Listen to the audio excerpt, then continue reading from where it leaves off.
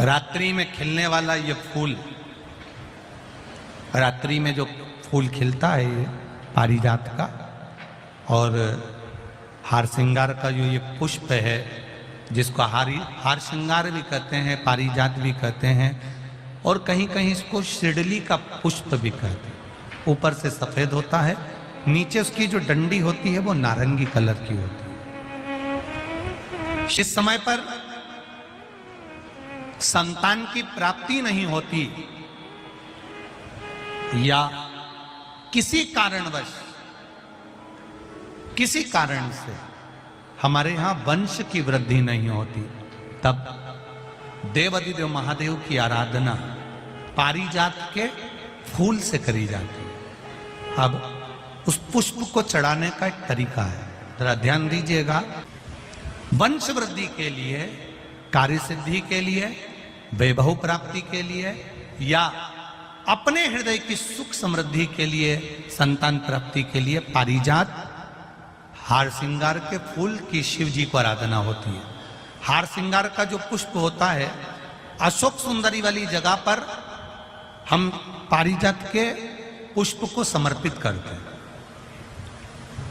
उसकी डंडी का जो मुख है वो शिवलिंग की ओर होता है जब अपन अशोक सुंदरी पर चढ़ाते हैं, और फूल का मुख इधर होता है।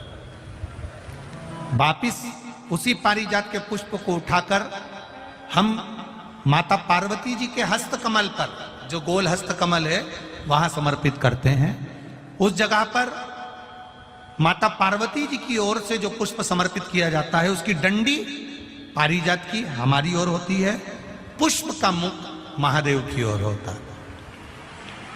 तीसरी जगह जब हम पारिजात के पुष्प को अशोक सुंदरी पे से उठाकर जगत जननी के हस्त कमल पर रखते हैं, हस्त कमल पे से उठाकर देवाधिदेव महादेव के शिवलिंग पर रखते हैं, उस समय पर पारिजात के पुष्प की डंडी शिवलिंग के ऊपर होती है और फूल का मुख अपनी ओर होता है। इस जगह पर पारिजात के पुष्प की डंडी के केसर से ही महादेव को त्रिपुंड लगाया जाता है और महादेव से प्रार्थना करी जाती है। अब पारिजात के फूल का केसर कैसे बनाना है वो भी एक बार आप लोग अच्छे से समझे। जैसे मान लो अभी पारिजात का तो फूल यहाँ पर नहीं है, पर आप टीवी पर दर्शन कर रहे होंगे।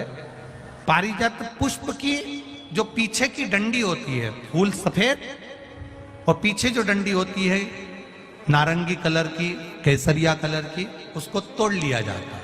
तोड़कर ऐसी 25-50 फूल की पीछे की डंडी को तोड़कर उसको रख दिया जाता है। उसको धूप में नहीं सुखाते, केवल घर में उसको एक कटोरी में या थाली में रख दो, वो धीरे धीरे सूख जाएगा। सूखने के बाद उसको पीस लो, पीसकर फूल की उस डंडी का, और जिस समय वंश के लिए, सिद्धि के लिए, कार्य सिद्धि के लिए या वैभव प्राप्ति के लिए हम पारिजात का पुष्प देवाधिदेव महादेव को समर्पित करते हैं, उस समय इसी को पानी में घोलकर देवाधिदेव महादेव को जब आप लगाएंगे तो जैसे केसर घुलती है, केसर का जैसे कलर होता है, केसर जैसी सुगंध करती है, वैसे की वैसे ही ये पारिजात की जो डंडी आप लोगों ने सुखाई है, वही डंडी का जो चंदन बनाया है, शिव जी को लेपन करा है, उस समय पर अपने हृदय की बात आपने जो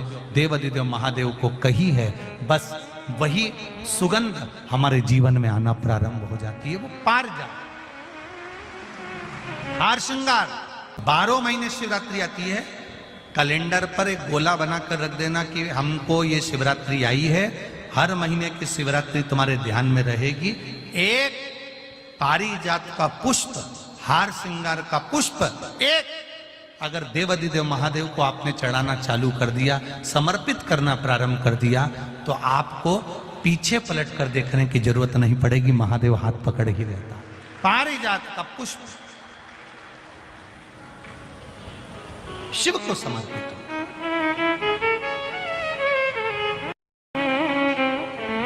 देव को जल समर्पित करते हैं। भगवान शंकर को जब हम जल चढ़ाते हैं, उस समय पर भी भगवान को अगर तुम्हारे पास में थोड़ा सा पारिजात की जो डंडी है सुखाई है, आपने पारिजात फूल के नीचे की जो डंडी है उसको तुमने सुखाकर अगर चंदन बनाया है, तो वो चंदन आप प्रतिदिन भी देवाधिदेव महादेव को समर्पित कर सकते हो। पारिजात पुष्प। एक बात और हमारे स्मरण में रहे,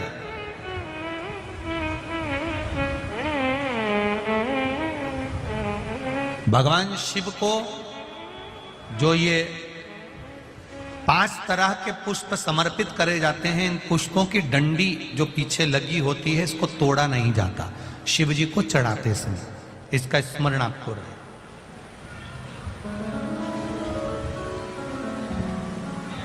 तीन शिवालय ऐसे हैं जहां पर पारिजात के पुष्प को समर्पित कर देने से, भगवान शंकर को अगर पारिजात का पुष्प समर्पित किया जाता है तो मनवांचित फल की प्राप्ति होती है। पहला, मां नर्मदा से निकला हुआ कंकर नर्मदेश्वर महादेव। अगर कहीं नर्मदा जी के कंकर से शिवलिंग बना हुआ है तो मां नर्मदा के शिवलिंग पर पारिजात का पुष्प समर्पित होता है। दूसरा, जो शिवालय एकांत में हो,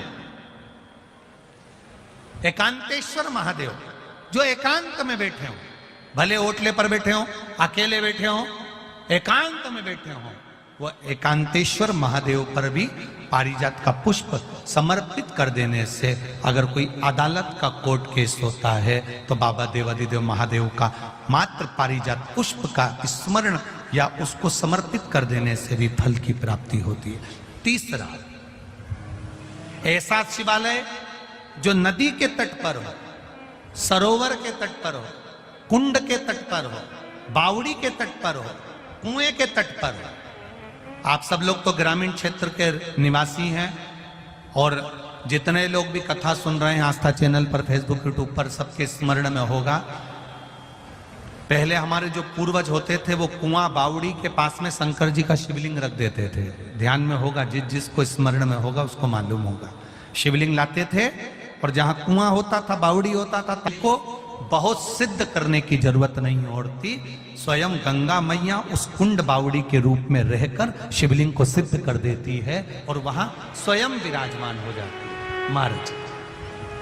वहां पर भी यह हार श्रृंगार पारिजात का पुष्प शिव को समर्पित किया जाए। 3 जगह ऐसी है जहां कभी मौका मिल जाए और तुम्हारे पास में पारिजात का फूल हो और कहीं तुम्हें मिल गया, तुमने आज्ञा ले ली, हम ये पुष्प ले लें क्या, और लेकर अगर आपने चढ़ाया है तो उसका फल जरूर मिलेगा। आप भी जाते जाते रास्ते में किसी का पौधा देख लेते हो, किसी का पेड़ देख लेते हो, किसी का बगीचा देख लेते हो।